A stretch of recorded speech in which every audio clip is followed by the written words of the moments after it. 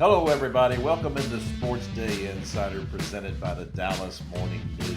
I am Kevin Sherrington, joined by my old pals, Grant and Calvin Watkins. So, Calvin, Hang on, I resent that remark. What remark? I am not old compared to you. The term is not, it means that you've been a pal for a long time. But it's getting a shorter and shorter leash on that friendship, I can tell you that. So, all right, fine. Anyway, as I was saying, Calvin, week to week with the Cowboys, we're all over the map here. It's when you expect them to do something, they do just the opposite. They played really, really well against the Jets. We try to understand the fact that the Jets are terrible. Justin Fields is terrible, and then we gave them some bonus points because the Jets' defensive line is pretty good, and the Cowboys were able to run the ball against them. And then, of all things, Rico Dowdle calls them out, tells them they better buckle up, gets national news about that. Everybody talking about the fact that Rico Dowdle's calling them all up, calling them out, and saying, you better be buckled up. And what happens? As Rico said, they wasn't buckled up, And, Calvin, I got to tell you, and I don't believe in this kind of thing for the most part about players showing emotion and all that kind of stuff. But I will say, in that game, it didn't seem to me like anybody held anything against Rico. It was like, he'd get up after a play, everybody just walk away. Nobody's saying anything. Nobody's it's not chippy. Nobody's barking.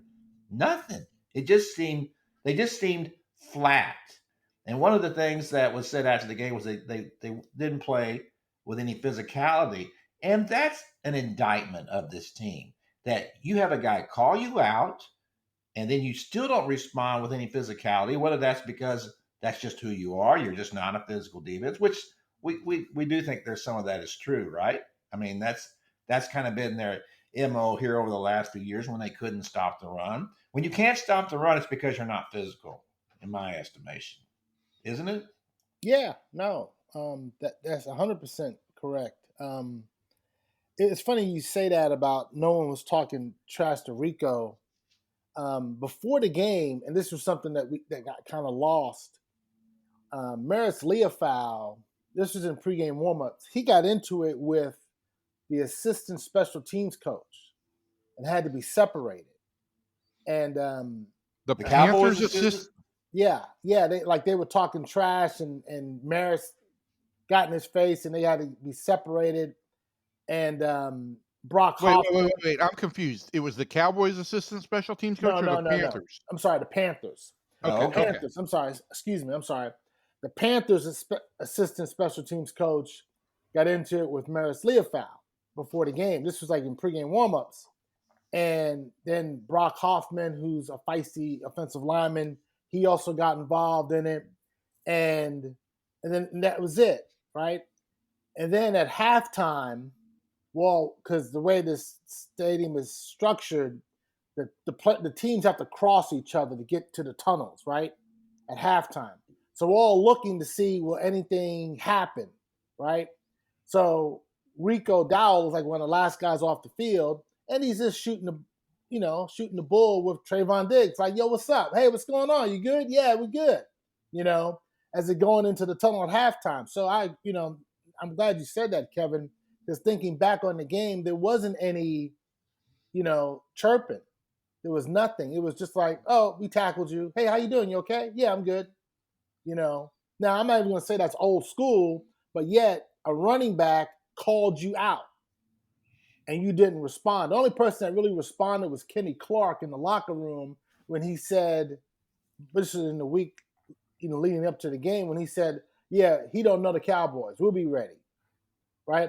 Everybody else, Osa Odighizuwa, Dak Prescott, they all said, yeah, we know Rico. That's our boy. We'll see him, right? Dak made a joke that said, yeah, we are going to be buckled up when we get on the plane to go to Charlotte. So there was no... That's not a great joke. That's not... That's not a great joke. And I got to say... It went right over my head. If Kenny Clark is the guy answering the bulletin board material, I'm not sure, because I don't know that Kenny Clark has a whole lot of history with either this defense or with Rico Dowdle.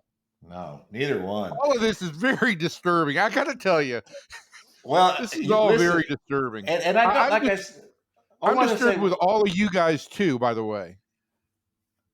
what's that? Because it dawned on me, I don't know, midway through the second quarter, right, that the Cowboys, they were playing on the road second consecutive week. And I went back to the paper and I checked everybody's prediction, and you guys all had the Cowboys winning. And it just dawned on me at that point in time that, like, there's no way that this team, I don't care who the opponents are, there's no way this team is capable of winning back-to-back weeks on the road. And I think that's just how it played out. They're not a good defense, and they can't keep up a consistent performance from one week to the next. And so I just thought that so much was stacked against them. This team was not going to win. And Calvin, I know we got to get into all the defensive issues, and Kevin's got a list of them. So let's just, I've scolded you both.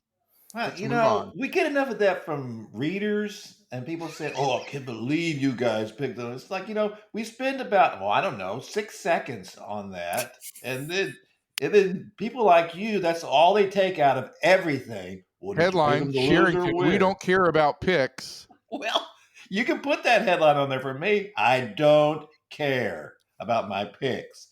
They're ridiculous. They're ridiculous. So, but my, I don't want to get too much into this old school thing, but I think at some point when someone pushes you so far, there has to be a response. Darren Woodson, told me one time that one of the things he can't stand about the game as it is today. He says back in the day when we played somebody, we weren't helping people up. We on the field, we didn't do that kind of stuff. We were trying to crush you out there. We weren't being old pals. And I don't want to get into that whole thing because Darren played 30 years ago, right? So it's a different world now from what it was then with players. And I don't think it's necessarily a bad thing, but at some point you have got to say, "Wow, you just made fun of us. And where's your pride here? You just said I'm gonna run all over you guys," and that's exactly what he did. Calvin, you had a stat there from Next Gen that said that he got 122 of his yards after contact. That is an unbelievable stat. I mean, 122 yards on itself is a great game, right? And he's got 122 yards after contact. That's just unbelievable. Watching that game, it was like there was not a single devastating hit on him in that game. I mean, there might have been one.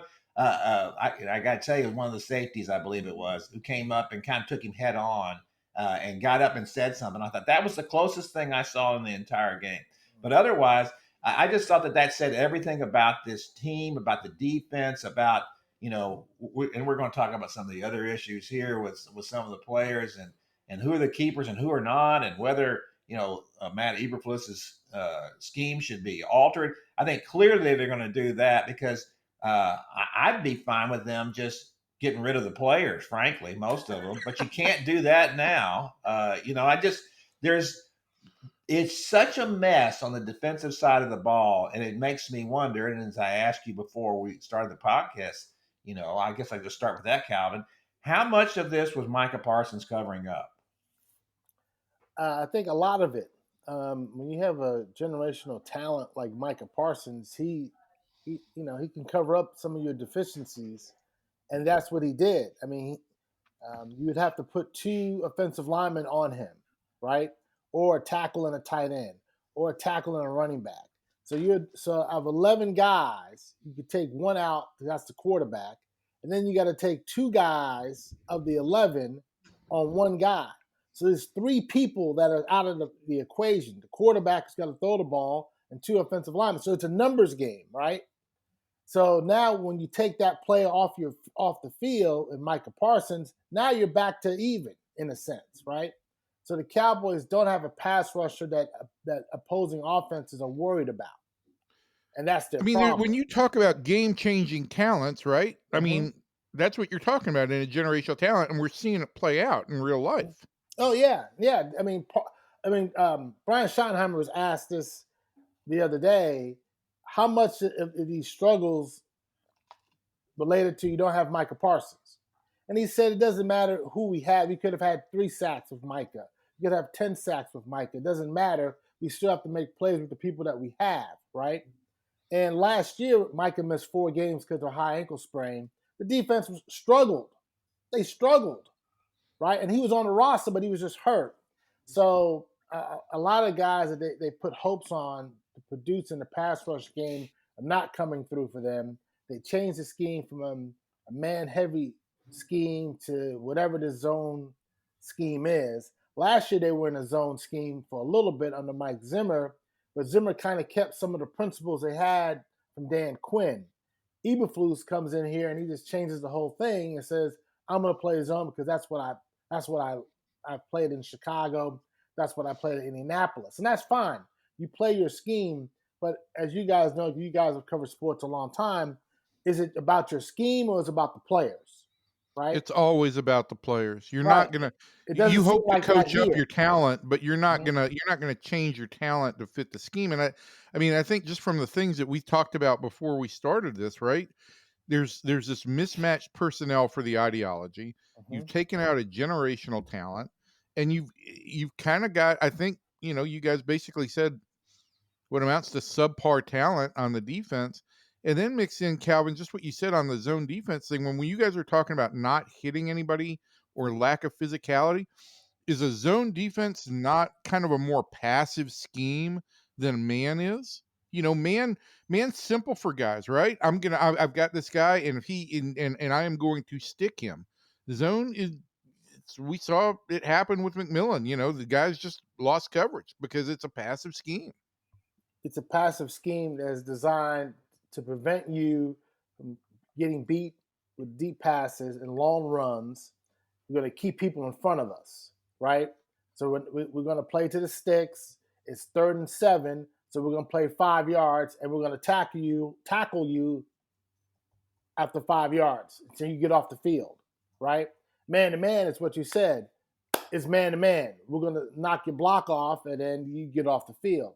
So, but the interesting thing is Rod Marinelli, who is the father of this scheme that Matt Eberflus is using, he was in Tampa Bay, right?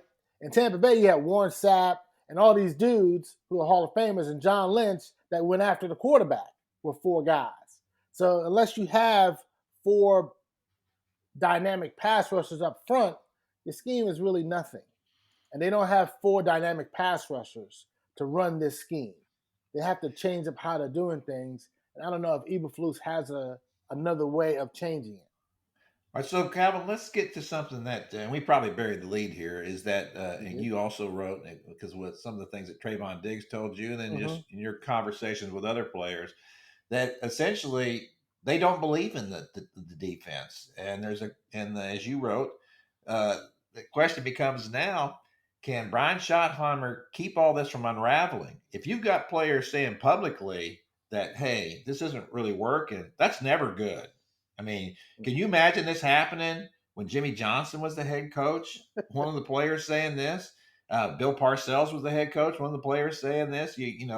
Whatever went wrong under Mike McCarthy, no one was saying, "Hey, I don't believe in this defense. We're not used to it. It's not really good for us." This becomes a really critical moment, as you wrote, in the season to see if Brian Schottenheimer can get this figured out to do enough to placate these guys without throwing his defensive coordinator under the bus. Yeah, it doesn't. I mean, Trayvon Diggs is right in a lot of ways, right, about the scheme. But you could also say he's got an axe to grind because they took $500,000 from him because he didn't work out the whole offseason. So why would he say anything positive? However, before the season started, Diggs said, "Hey, I like the scheme. I think we can make plays in the scheme." So before the season started, all the players were like they were down for the scheme. Now we get into the season, and Diggs has become the face of this thing, and he says, "I don't know about this scheme." They're paying Trayvon Diggs $97 million, DeRon Bland $90 million in total compensation. They have 0 pass breakups and 0 interceptions.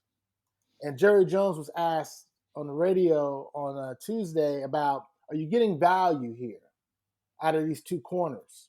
These are two corners. These are your best players. And the reason why you paid these guys is because they made plays in man-to-man defenses. And now you bring in a guy who plays a zone. So are you getting value for them? And he said, yeah, we are. I still believe in the zone defense. So Evan is right. The ideology is all jacked up. This was a bad hire. Matt Eberflus. And whose hire is this? Was this Jerry Jones. Jerry's, or was it Jerry Jones? Jerry Jones has a philosophy on, like, when this, you can go back 2 years. When Dan Quinn left to become the head coach of the Washington Commanders, the Cowboys had a chance to say, all right, Joe Witt, we will promote you to defensive coordinator, and you can run the same defensive scheme that has gotten us success. Jerry likes to have former head coaches to be the coordinator, whether it's on offense or defense. So he said, I'm going to hire Mike Zimmer.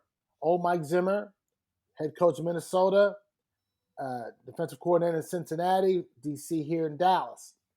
Old friend. He's like our uncle. So he brings Zimmer back. Zimmer tries to keep some of Dan Quinn's scheme, but then later in the year he goes, man, I can't even coach this thing. And then he goes back to zone. And then before the season started, we asked Zimmer, do you still have the bite? Are you still a fiery guy? He's like, yeah, I'm fiery. But then late in the year he goes, I didn't have the bite. I'm a grandpa. I'm a softie. I have a 25-year-old girlfriend and I own horses. I'm not the same guy. So that's who they hire as a defensive coordinator. So then they go, all right, you get rid of his butt. Now we bring in Matt Eberflus. He got his butt kicked in Chicago for 3.5 years. He's beaten down in Chicago, right? Beaten down. They bring him in and he changed the whole scheme. So all of this is Jerry Jones, right? Also a former Cowboys assistant. Yes, he was a former linebackers coach, and he learned under Rod Marinelli. So, and if you watch Eberflus's news conferences, you would think the team is 0-12. He's just, hey guys, how you doing? I'm good. So, what do you think about the pass rush? We'll get there. I'm confident in it. He's got no enthusiasm. He's just, So that's who you got leading a group of men. Those are your coordinators. See, this is part of my issue with the Cowboys all along, and I've talked about this before. They're just not. One of the things that Trayvon Diggs said was that we don't have an identity. The Cowboys have never had an identity under Jerry Jones. They just go really. Well, they just go from one defensive. I mean, since the mid-90s, okay. They just they go had from an one identity with Micah there?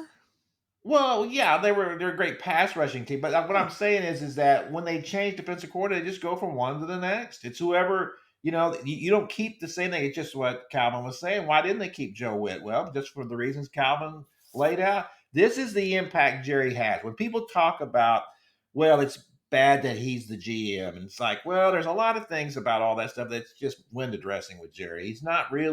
He is letting people do certain things, but this is the poor impact he is making those kinds of decisions, saying, no, I want this kind of guy for it. So instead of having some stability here, the Cowboys don't have that. To me, it doesn't make any sense. It'd be like if the Rangers or the Mavericks or whatever, every time you changed, philosophies, it's like, I will give Nico Harrison this.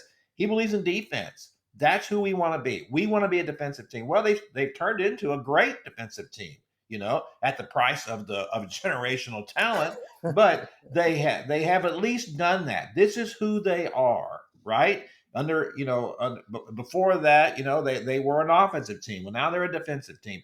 At least there is an identity here of who we are. With the Cowboys, it's, they believe in their offense, and that's kind of who they've been. But I would like to at least see that year in and year out, we're going to play man-to-man, or we're going to be zone, or whatever it is that you want to be, although people really aren't playing that much zone anymore. That's the other issue with Eberflus, and I'm sure that the players look at it like, why are we doing this and nobody else is? And it's not working. And to your point, Calvin, earlier, when you say that about those guys and they believed in before. They got to blame somebody, right? When I'm not getting interceptions or pass deflections, that's on the coaches. That's not on me. No one's going to say that. So I will say this: everybody's at fault here. They don't have enough. They didn't assemble enough talent.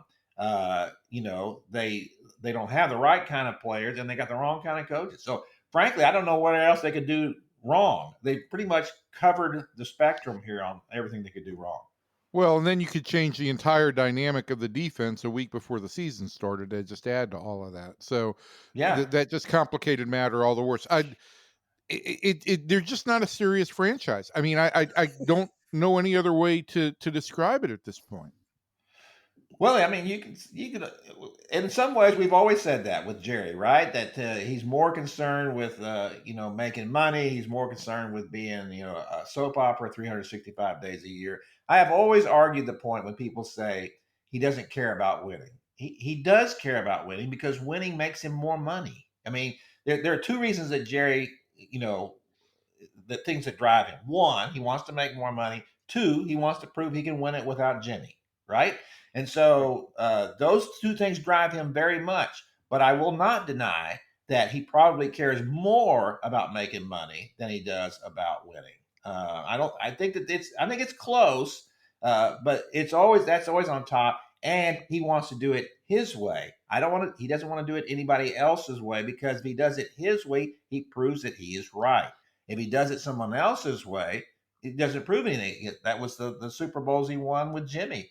And with Barry, he feels like, I didn't really do this on my own. The Barry Switzer Super Bowl, that was with Jimmy's personnel, right? And remember, what was the first thing that Switzer said up on the podium afterwards? We did it our way, baby. Well, you didn't really. I mean, this was Jimmy's team. That Lombardi Trophy had Jimmy's fingerprints all over it. So then that will drive Jerry Jones until his grave, is that he wants to prove he can win without all that. But when he makes decisions like this, these are the concrete examples of the negative impact that Jerry has on the team. You can always point at other things and say, well, I don't think this is really the case, because we know what Will McClay does with the draft now, that he's the guy in charge of that. And I guess, Calvin, we need to look at that as well. I mean, we've all said, because Will turned around the draft, because they were drafting terribly for 10 years or more, and then when he came in and was in charge, it upgraded immensely. But when we look at it, are the best players that he was getting mostly on offense and not on defense? He got a pretty good one on defense. Well, he got one, yeah, and they kind of lucked into that, because that's not the guy they wanted, right? And if they had gotten Patrick Surtain, that would have been fine. He's been a former defensive player of the year if they had gotten him, the cornerback for the Broncos. But they traded down and still got the best guy in that draft. So that was a phenomenal pick. And, of course, they traded him. And listen, before we get out of the defensive part, I looked up one stat because I had a little bit of time yesterday. We just need to get into the realm here that this is not just a bad defense, and all the things that you guys said, right, Kevin, the way you outlined it just a minute ago, it's a historically bad defense. I believe in the era of the passing quarterback, so we're talking about teams that have thrown at least 200 passes over the first 6 games of the season. The Cowboys have allowed the 11th highest passer rating in history. Pretty good. There's an identity for you. And here's the thing: of the quarterbacks they've played, only one ranks in the top 12 in the NFL in quarterback rating. Jordan Love. They've allowed this to not good quarterbacks. It's just astounding how bad this defense is. Calvin, I think you've done some stuff on how bad the scoring defense is, and the fact that teams that have allowed 180 points don't make the playoffs. At this point, the teams that have allowed 180 points through the first 6 games don't make the playoffs. It's historically bad. It's not just Cowboys bad. It's historically bad. Well, I think it's a great point you made about the quarterbacks. They haven't really faced any good ones yet, other than Jordan Love. Jordan Love's a good quarterback. Yeah. Russell Wilson, a nice little game against them. Who's no longer starting for the New York Giants. So, yeah, this is it. And Calvin, you pointed this out too. It's just crazy things on that last drive where the Panthers took, like, I don't know, 2 days to go down the field, and there was like a 3rd and 4, and he throws to Renfro, and meanwhile, Deron Bland is like 8 yards off of him. It's like, but if I'm going to there's no way that Hunter Renfro is going to beat Deron Bland on that play, right? I mean, to go deep. That it's just not going to happen. They're not going to risk that on that play. Of course, they're going to throw short here. And so, to me, if I'm Deron Bland, I'm the happiest guy on the earth that Hunter Renfro, a guy who's been bouncing around the league now for the last couple of years, is the guy right in front of me. And I'm going to get up right in his face, and I'm going to keep him from getting this route. But instead, that happened at another point in the game where they're playing so far off these guys. I don't know if some of that is scheme and some of that is, in the case of a guy like Trayvon Diggs, who has always relied on his speed. Right? He was never a technique guy. The way that he made his money in the NFL was just because of a near Dion like speed and quickness out there. He was always able to recover once he'd made a mistake, and now he's not able to do that anymore. It's the funny thing about that Deron Bland play. It was apparently, yes, it was stunning to see that Deron Bland was backing up on a 3rd and 4, whatever it was. He's backing up 7 yards back, right? Is that Kenneth Murray, who's a linebacker, he's running back there to try to do something. So we don't know if Kenneth Murray was supposed to drop back in coverage and Deron Bland's supposed to drop back in coverage, and Murray was supposed to be in that spot where the ball eventually went. So, but the fact is, why are you playing zone on a 3rd and 4? You should be playing man to man, right? Right. So you could say Murray really messed that up, and we get it. But why is Deron Bland in the slot playing off coverage? That's the problem with the scheme right there. And you got Bryce Young, who, man, I can't believe he carved up the Cowboys, right?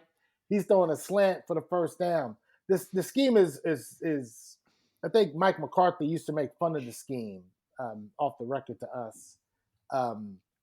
Because when he'd see this scheme, he would say, "Oh, I'm carving this up because it's going to be open holes in the zone," And when Jerry talks about the Kenny Clark trade, we're going to stop the run. Well, I remember when he played Chicago, the Bears ran the ball like 12 consecutive times on a drive. If you have a good run defense, the team's not going to run the ball 12 consecutive times on you on one drive, right? Yeah. Rico Dowdle is not going to rush for almost 200 yards against it, right? It's Rico Dowdle. Rico went to Carolina, and he was the backup to Chuba Hubbard, okay? And Chuba gets hurt, and now Rico's Jim Brown all of a sudden. So, and the Cowboys can't stop him. So this whole thing is a mess all the way around defensively. So, all right, before we get out of here, we need to talk about what happened on the offensive side. So why couldn't they run the ball? They've been great all year long. Javonte Williams has been great all year long. I thought he was the difference maker on this team, certainly on the offense. And then they averaged 1.6 yards a carry. What happened? I don't think the offensive line was as physical as they needed to be. When we talk about the defensive line, the offensive line wasn't as physical. And that was surprising because they got Tyler Smith and Tyler Guyton back from injuries. So the previous week in New York, they were missing 4 starters on the offensive line. And to go in Carolina, they got 2 of those guys back. So they just weren't as physical enough. They really don't have a number 2 running back that can be a change of pace for Javonte Williams. So we'll see what they do against Washington on Sunday if the running game can kind of get back on track. But I was very surprised at how poor the run game was. But in some ways, Dak Prescott kind of covered up for them, right? He's throwing the ball over the field with George Pickens. So, and he's got these scrub receivers helping him, like Cropper and all these other dudes, Tolbert. And George Pickens is jumping over guys. He's like a superhero out there. He's just having a ball. So the offense kind of is keeping these guys afloat for right now. Yeah, but that just, as we know, that's just not a recipe for success, though. If you're trying to outscore everybody, if everybody's going to score 30 points on you, at least you're starting with that. You got to get to 30. You know that, right? With the Cowboys, they have to get to 30 to win these games, and it's going to be close then. That's no guarantee either. That's a lot of pressure to put on an offense week after week, and that's why it didn't work against Carolina. They got to the end of that game, and then all of a sudden they didn't have a running game, and it didn't work. Right? I mean, They got it's a just, kicker. Cowboys got a good kicker. yeah, they got a good kicker. That's You can about score it. 3 I don't know. touchdowns. That's 21 points, right? Then you got Yeah. a kicker. You can get to 2 field goals. So you're close. You're getting there. You're getting to 30. Okay. So, Calvin, let me ask you this: how much longer do you think? At what point do we call the season? At what point do we say that's it, no more? They need to be trying to get out of here and get the best draft pick they can. Uh, I've kind of moved on. I have. When they lost in Carolina, I You've was moved I on was already. That was it for you. I That was was booking my enough. I was booking my flight for the combine at that point. So I was kind of Now, look, I checked mean, out. I will say this, right? I watched the Falcons last night against Buffalo, and they played a great game and beat a great playoff contender. And Carolina beat Atlanta 30-0 earlier this season. So I'm Mhm. not singularly going to say that this is the end of the Cowboys season, but guys, they got to. Can they go? I mean, this is silly to even say this. Can they? They've got to basically go 4-0 over the next 4 games to have a shot based on how the season ends. Well, they might be able to beat Washington. Washington lost a tough game to Chicago on Monday night. And then they got to go to Denver. Denver's got a fantastic defense. The Cowboys, by the way, are 1-3 on the road. So they got to go to Denver. And then Then you got Arizona comes here. Arizona. Yeah, Arizona. Kyler Murray is 7-0 in this building, right? Counting high school and college. And Yeah, now I mean, then you got when he was Vegas in and high school, he probably played better defenses than the Cowboys. Okay, that's going to do it. That'll be the end of our Cowboys segment of the podcast today. We thank Calvin for coming in and talking with us about this disaster. Yeah, I don't think it's going to get any better, but we'll keep talking about them. So that'll be the good thing. See you guys. All See right, you, Calvin. Calvin. Well, Evan, so we had the press conference last Friday morning with Skip Schumaker. Thought he handled himself well in that room. That's the first time I've ever talked to him or and been around him. I'm assuming you've talked to him more than I have, obviously. And what was your impression of him just the first time out of the box? First impression was they need to not have many pictures of him and Chris Young standing next to one another.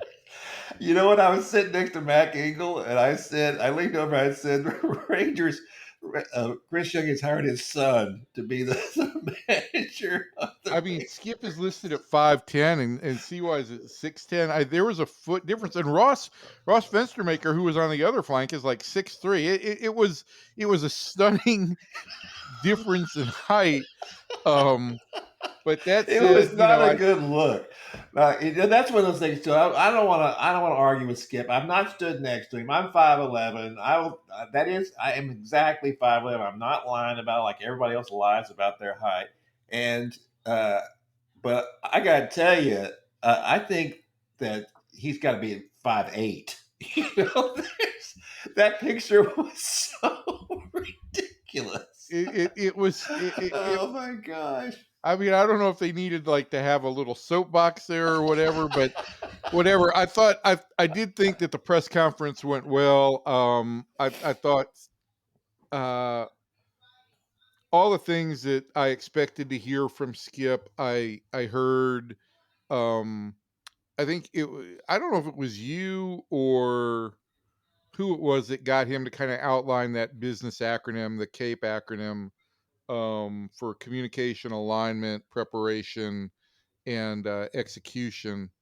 Um, and I mean, he's also said that a lot of these slogans and things are all just eyewash to him, and I think this is more an ideology than a slogan for him, that he believes like, I'm going to communicate directly, going to make sure everybody is aligned.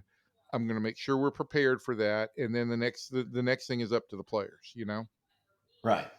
No, I think it's fine. I think it's interesting, and that I did not ask that question, but I did write about it, and it's funny because I was talking to Elena on the way out, and he's the one that brought up Ron Washington's ace, and attitude, commitment, and then effort. And it's funny to me that what we've added since then, and everybody talks about now, is communication, right? That I think that was always taken for granted, right? That people knew what was going on, but now you have to say that. We have to make a commitment to it because clearly people think there isn't communication. And so, we went from a manager, Bruce Bochy, who, kind of assumed that the veterans knew what to do, and he didn't have to be beaten on them about it all the time. And he certainly didn't want to be in the clubhouse doing that. He expects his leaders in the clubhouse to push his message. And that's, as we discovered about the team, they don't have any leaders in the clubhouse, and not anybody who's going to push the message anyway. So that probably requires somebody who's going to be a little more vocal about it, a little more upfront about it, and I think that's what they're hoping they'll get from Skip Schumaker. Yeah. Kevin, I'm going to correct you on one thing, right? I think it's a really minor detail, but I would say there are no leaders on the position player side. Oh yeah, no question, you're right. Nathan Eovaldi, again, I've rarely been around a player that has that kind of investment, but yeah, that is an issue. And listen, I think that when you've got so many people in a baseball clubhouse now, you've got so much support staff. It used to be 15 years ago, you had basically one hitting coach. Now you've got three. And so there are so many different messages, and you get a little bit of Tower of Babel effect, I think, sometimes when so many different people are communicating things, and you want to have something a little bit more streamlined. And I think that's the issue that a lot of teams have run into is I want this messaging to be streamlined and I want it to be direct. And I do think that is something that Skip believes in. And I think that this is, if there is, I'm not even going to say a shortcoming in Bruce Bochy's game, but I think you described it really well. This is a guy who was hired to manage a veteran team that knew what they were doing. This team has shown that they don't know what they're doing as well, and they've gotten a little bit younger with some key players over the last couple of years, and I think that requires a manager who's going to be either more direct or more present in the clubhouse, and I think that is what Skip Schumaker does. Yeah, it is, or apparently it is. I'm still intrigued by everything in Florida. I know we've kind of waved off the whole thing. Was that, well, that's Florida and it's a crazy place. They won 2 World Series and dismantled the teams both times, and he's the NL Manager of the Year in 2023. And then at the end of that season, there was a death in his family, and he took No, time off. that was 24. That was 24. Yeah, I'm sorry. Yeah, 24 is when he had when he left at the end of the year, and then he just didn't go back. And so I know there was a change in the general manager and a change in everything there, but it's unusual for a manager just to walk away from a job. Now I'm assuming he felt like I can get another job, and he kind of did talk about that a little bit. At the press conference the other day about, he wasn't sure what he was going to do at that point. But it speaks to me a little bit about a guy that, hey, this is what I believe. And if you don't believe that, I'm out of here. I'm not going to try to make I'm not going to bend my principles or bend what I think is what you want to win. He was very careful about what he said about comparing Texas with Florida, but he did make it very clear that he feels like this organization is much better aligned, that everybody sees things the same way, and so and obviously you would expect that, right? And they're only 2 years removed from winning a World Series, so more you committed to would hope winning that. is what I took out of that than Miami is. That's one thing I took out of it. And I think all your points are really well said, and I think it's also why the more I thought about this in the hours after it was announced that Bruce Bochy wouldn't be back, that I was convinced that Skip was going to take this job, either with other jobs coming available, because I think the word that keeps coming to my mind is he's deliberate and intentional. And he had spent a year gathering information and learning this team and felt like, I know what I want to do. I know what my action plan is going to be here. And that puts me a step ahead of anywhere else I'd be. And that's why I thought that, the only thing that was left to be determined was how much leverage he would exercise over Chris Young in that negotiation. And I mean, if you look back at it, and I don't have anything to back this up right now other than conjecture, but you hired Bruce Bochy, a Hall of Fame manager, and gave him a 3-year deal. And then when you change managers, you gave Skip Schumaker a 4-year deal. I'm not surprised if Skip got an extra year of commitment out of that because of the leverage he had. That could be, and because we know that right when that the season-ending presser, nothing was done that morning, and then by that evening, it's all of a sudden done. I don't doubt that because of the questions that were asked and because of the way we were pressing him about this situation and the fact that we were writing that, hey, he went back to California, without the job, without saying he wanted it. I mean that. I don't doubt that and Chris Young, that might have motivated him a little bit to say, go ahead and say, all right, let's go ahead and get this done. So I think that's probably all true. I will say this too about his decision is that I don't know what fans think. I know what some of them think, but there's a question for me about, okay, this guy's been in the organization for a year and it was not a good year. And so there would be a question of whether, do you think now that this isn't right? There's something wrong here. And I think the fact that he said, yeah, I'm going to take the job, probably should give fans some kind of feeling that, all right, listen, it hasn't all gone to hell in a handbasket here. It's a question of getting the right guys on the field, but everything else is okay. Because I hear from fans saying too that they're ready to get rid of Chris Young. And I think that's silly at this point. Which is funny because 2 years ago, I remember hearing fans left and right saying, I'm good now for the rest of my life. I'm good. And then by the middle of last year, they were ready to get rid of Bochy. They were ready to get rid of Chris Young. It's amazing how fans change their tune very quickly. Oh yeah, I wrote that column early last year about how long will the honeymoon last, and I got buried by people. Oh, you're an idiot. You're just trying to cause trouble. This is good. Just what you said. This is good for me for the rest of my life. And I thought, well, first of all, if that's your attitude, that's wrong. You shouldn't feel that way about your team. You should always want your team to be competitive and win. Oh, I listen, I got no, if people are happy and they're just happy, I got zero issue with that. I do think, like, I got pushback when I wrote, that 2023 shows all the signs of a fluke. And it didn't mean that the team wasn't talented. It's just that the team did not, it had multiple losing seasons before 23 and multiple losing seasons after 23. That was the aberration. It wasn't the opening of a giant contention window. That was my point. And listen, I get that fans want to win too. And I just think that we're getting off target here because this is the whole tangent of what fans believe and can't explain fan behavior or fan, and it involves emotion. That's the bottom line. Yeah, no question about it.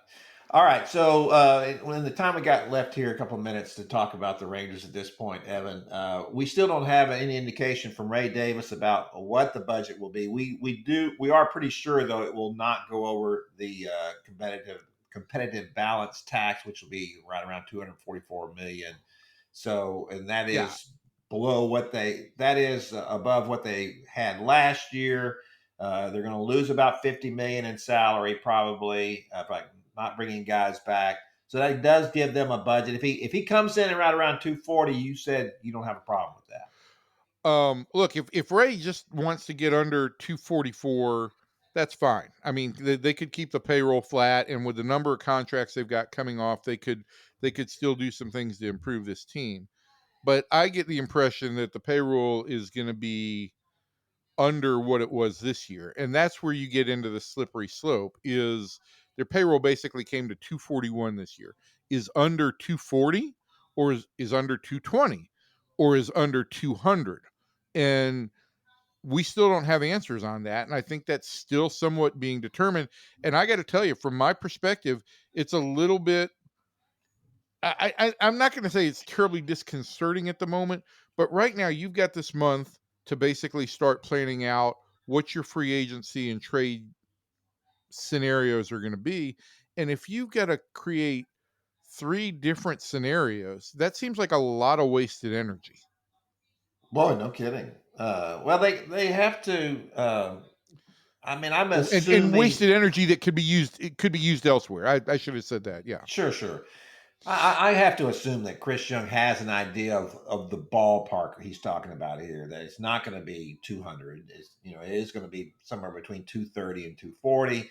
It needs to be the upper end of that. He just needs to, if he wants to keep it under the tax, I get that, and that's fine. And look, maybe he keeps it in. He comes in at 230 and says, at the trade deadline, you need to make a deal, and we're contending. I'm happy to go up to it at that point. If that's what he wants to do, I'm fine with that. It would be better if they went over. I think, as I wrote that, column 2 weeks ago, saying that they need to be competitive. They need to be in the top, 6, 7. They're the 4th largest market. Why not?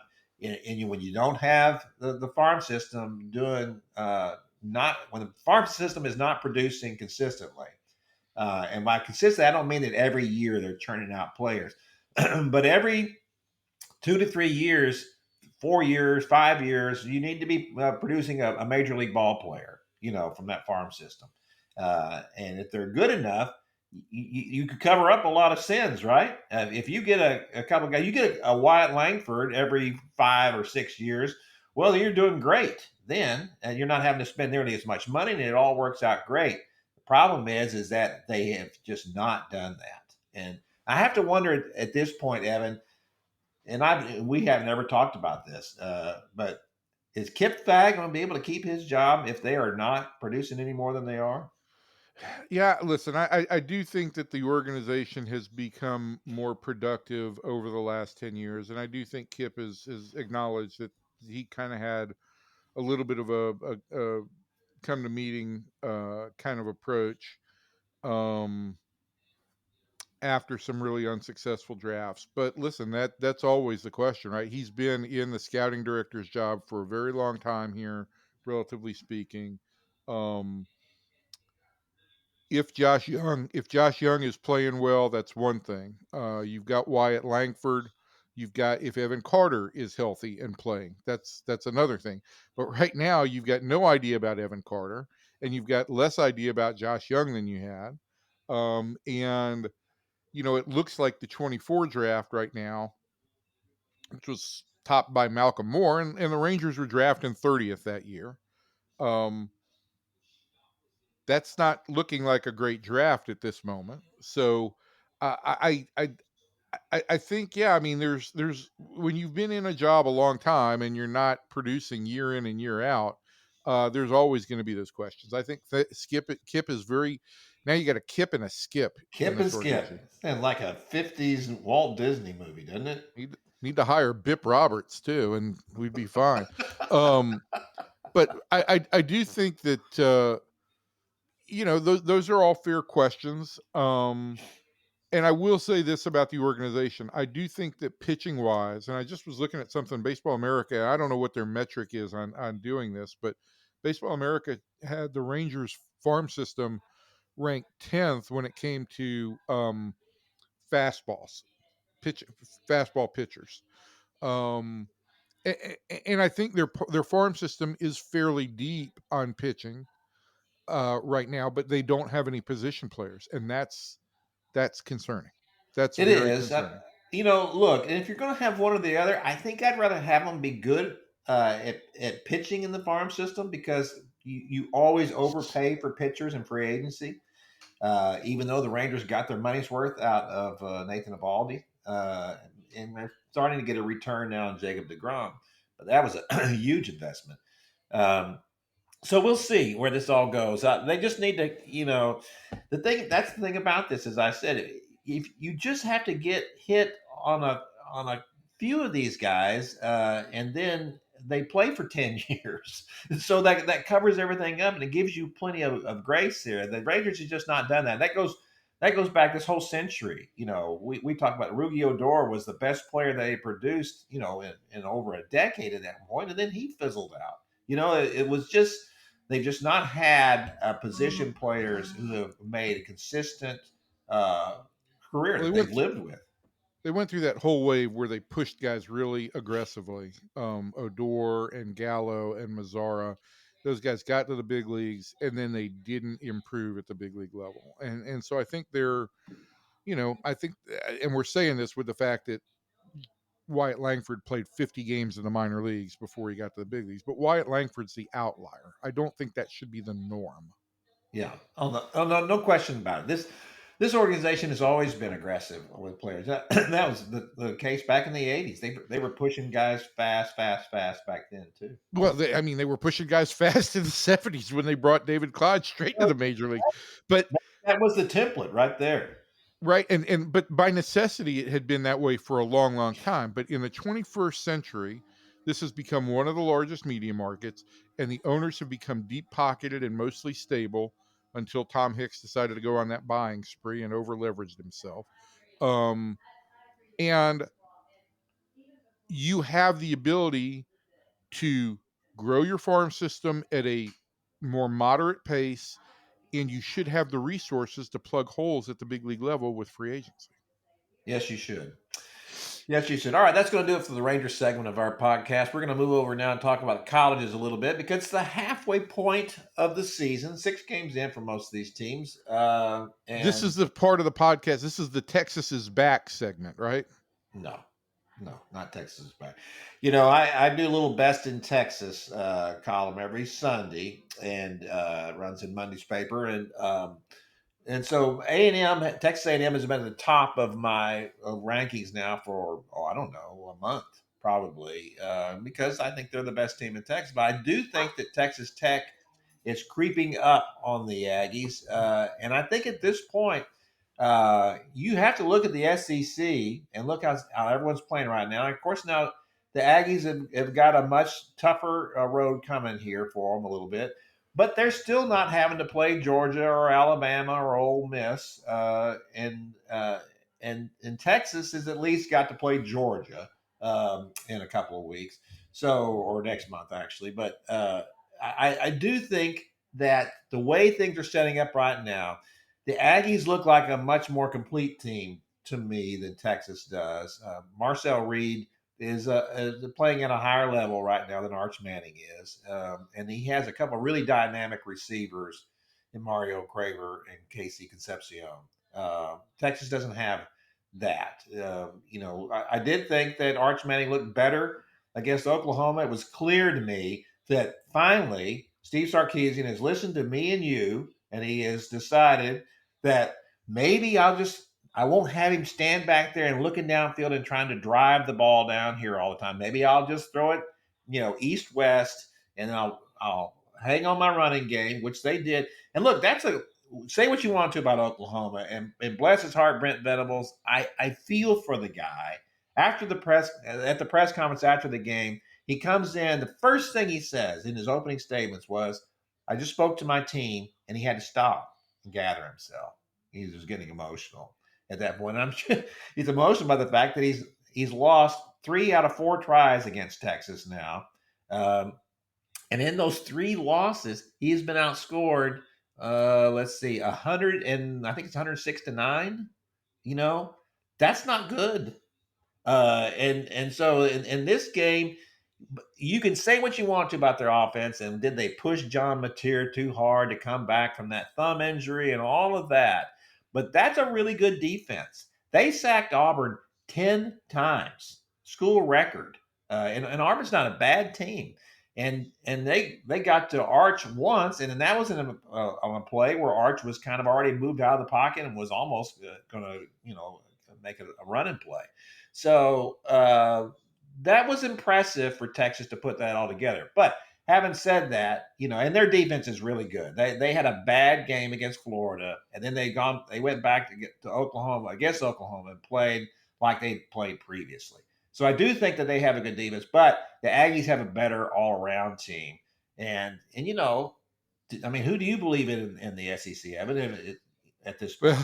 Well, our friends at SEC Shorts, I want to have those guys on one time. I'd like to have those guys on as guests, but Yeah, they're funny. their skit this week had Texas A&M as representing the conference as the benchmark team, and then of course battered Aggie syndrome showed up to remind A&M rep just of all the things that could go wrong. I listen. Every Saturday, my childhood best friend and I have a running tech conversation, usually during the Georgia game, and we just went back and forth and said that, look, I don't think that there is any team in the league this year that stands head and shoulders above everybody else. A&M is off to A&M is off to a really good start, but I do think, based on the history, they're going to have to carry this out a little bit longer for me to really completely buy in. Well, they lost 3 of their last 4 SEC games last year, right? And we know about it. They were 7-1 at one point, and then that was a great win over LSU, over a good LSU team. Now they fell apart a little bit too in the last part of the season, but yes, to your point, yes, they did fall apart last year. They're going to have to prove that this year they're not going to do the same thing. So and look, this is an interesting week in the league. Georgia's got Ole Miss this week. You've got Georgia, Texas coming up in November. A&M has LSU. Where is that, in Baton Rouge or College Station? That's in Baton Rouge. I'll be down there for that game. That is next week. Okay. So I mean, there's still look, with the enlargement of the league and NIL and the transfer portal, I just think it is, you're not going to know what a team is right out of the chute. I think it's going to take time for these teams to gel, and I don't know that at the halfway point I could call anybody an absolute favorite in this league. Oh, I wouldn't either. I just think that the Aggies, it looks good for the Aggies at this point. They don't have the end of the season is not an awful schedule for them. I really think that it might come down to that game against Texas the day after Thanksgiving. Yeah. So we'll see if Texas can put this back together again. I just don't know. I do think that Georgia certainly had Texas number last year, beat them twice. So that will be a really hard game. I just can't imagine Texas winning that game at Georgia. I just don't think they're good enough. They did a great job against Oklahoma, and just their defense just won that game for them, and the conservative game plan, and the fact that they finally had a running game. All those things. They have to have all 3 of those things to be successful. Well, now, let's talk a little bit about. Oh, go ahead. There are 2 things on the Texas-Georgia game just to be aware of. Is look, Georgia has not played well in the first half at all this year, and then they've come out and made great adjustments, which is a Kirby thing. And secondly, apparently now Kirby is getting Nick Saban type treatment, because Georgia got a fumble on a ball that clearly was in the end zone for Auburn. And then later Kirby convinced the referees that he was not calling for timeout, but merely clapping. So that may work against Texas this year. That's what they would do, that SEC short thing. That was really funny. That was unbelievable. I just think, listen, I think we talked about this last year, right? Because of the change in the dynamics, it was a great college football season. I think this college football season still has a whole lot left to go to determine where we're going to stand. And I like it better that way, that there is some mystery, that it's not 4 teams, and that they're going to be the 4 teams that are going to be standing at the end, and we'll see where it all goes, right? Oregon lost at home against Indiana this week, for crying out loud. Yeah, who might be the next coach at Curt Cignetti, might be the next coach at Penn State.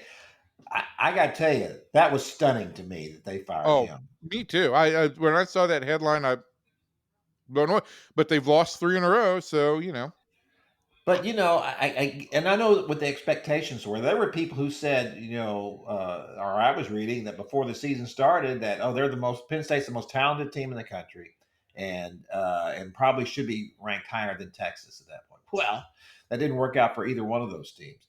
Now let me switch over here to the Big 12 and talk about Texas Tech at this point. Texas Tech's closest game this year, a 24-point win over Houston, and in Houston. Now, Houston's not great by any stretch of the imagination, but it's a decent team, and that was at home, and they still scored 11 points, three, field goals and a safety. So that's pretty impressive. This is by far the best Texas Tech team that I have seen since the Mike Leach years, and he won 11 games one year and beat Texas. This team has a little bit of everything, though. This team has a defense. They've never had a defense before. That you'd have to go back a long ways to find Tech with good defenses. So I do think that this sets up very well for the Red Raiders. They play at Arizona this week. That's been problematic for a couple of teams in the league, but I just don't see anybody else challenging them at this point other than maybe BYU and They seem maybe to. Well, I mean, the Arizona State. BYU game will be. They play BYU in Lubbock, right? I think that's correct. Yes, that's late. And I mean, they may just have to. If the student body shows up with an extra large order of tortillas, it's going to be curtains for BYU because, as we know, tortilla flinging really got under the skin of Kansas's staff. So, Yes. Although I guess Leopold did say that there was at least one pocket knife flung in all of this, which that gets a little bit dangerous. I just have a hard time imagining somebody doing that. But that's what they used to say about what was in Philadelphia. Jimmy Johnson said when they would throw snowballs at them, and that there would be batteries in them. It's like who's carrying batteries into the game? Hey man, I'm getting my D cell batteries here, and I'm gonna wrap them with snowballs, throw them. I mean, who makes these kind of decisions? But anyway, I do think that the Red Raiders are really good. I think they're good all around. Baron Morton there's been questions about his health and how well he's going to respond to that, but he's kind of missed time this year, and they've done a good job without him. And I just don't see anybody else in the Big 12 making a run at them. To your point, right? I think you have to say that Texas Tech is much more a prohibitive favorite in the Big 12 than anybody is in the SEC at this point in time. Yeah, and that's a. I tell you, when you look at the strength of the teams in the state, this is becoming a little bit unprecedented in this state to see A&M playing this well, to see Texas Tech playing this well, to see Texas ranked highly, and then for SMU, they're 10-0 now in the ACC since they've joined. If they can, they play Clemson this week. That ought to be a close game, and if they survive that, and then that brings them to November the 1st, that Miami comes to town. I don't. That doesn't look good to me. Miami's really good. I was out at that UNT game the other day, and that was really unfortunate. I'm so sorry for them. They get the biggest party in school history, and South Florida comes in there and ruins the drapes and pees on the carpet, and then runs off with the caterer. So it was a real mess for them. That South Florida team got hammered by Miami. So I think that's going to be really difficult for SMU. But at any rate, that's 4 teams in the state. And now I would think that probably UNT is out of the American race with South Florida. I think they're just clearly the class of that conference. But that's 4 teams in the state that are still in the running for their conference titles. And that's pretty good. Because I got to tell you, I once did a story going back in the history of the AP poll, and there are just a handful of times in that whole era. There was over about a 60 or 70 year period when A&M, Texas, and Oklahoma were all up at the same time. And my point in that writing that story was that they were all recruiting the same players, and so when one gets up, the other one has to go down. Basically, it's very different. Well, here you've got 4 teams in the state playing really well, and that's not even counting Oklahoma. 4 teams in the state playing well at the same time. And of course, it goes back to what you were talking about, NIL and the transfer portal and the difference that has made in this state as far as recruiting. And you can cuss it all you want to, and I'm not crazy about it either. But if it's improved the play of the schools in this state that much, state that I love, I gotta like that. Yeah, I mean, it's and in my home state, you've got Georgia ranked number 9, and Georgia Tech is ranked number 12. And it's been a long time since they've both been in the top 15. So, it does create an interesting landscape in college football, and it's kind of cool to see some different teams high up in the rankings. But I just don't think we fully understand the impact yet of the reshaped college landscape in terms of conference realignment, the latest round of realignment. We don't understand the landscape based on exactly where NIL and the transfer portal are going to lead us. And so it makes for a more uncertain environment. Well, no question about that. Who knows where this is all going? I got no clue. But for now, as we pointed out, as we said last year, and I say this year, it's sure a lot of fun. These games and watching these games and what happens is just phenomenal. It is a lot of fun. It's must see TV. Next week we got to do some Maverick stuff, don't we? We do have to talk about the Mavericks next week because they'll be getting ready to start out. They start out on the 22nd. So yeah, that's next week.